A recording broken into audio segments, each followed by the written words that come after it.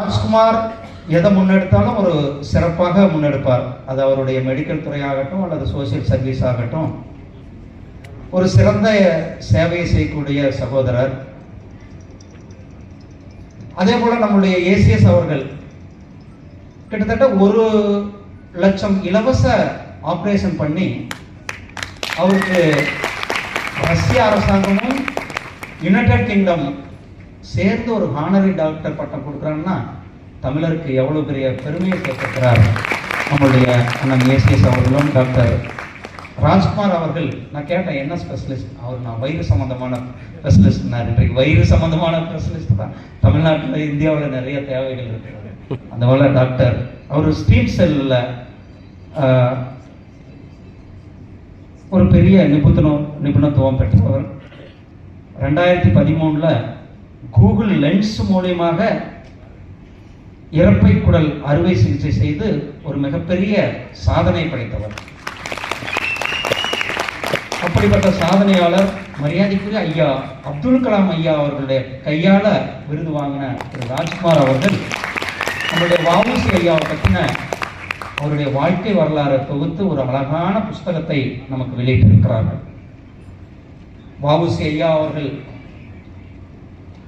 அவர் என்ன கனவு கண்டாரோ சுதேசி இயக்கம், அந்த கனவை இன்றைக்கு மாண்புமிகு பிரதமர் திரு நரேந்திர மோடிஜி அவர்கள் நிறைவேற்றிக் கொண்டிருக்கிறார். ஆத்ம நிர்பர் பாரத், சுயசார்பு பாரதம். ஐயா சுயசார்பு பாரதத்தை வஉசி ஐயா அவர்கள் 1906 ஆரம்பிக்கிறார். தனியா தன்னுடைய கப்பலை தொடங்குறார், தன்னுடைய சொத்தை விற்கிறார். பெரிய பாரிஸ்டர்,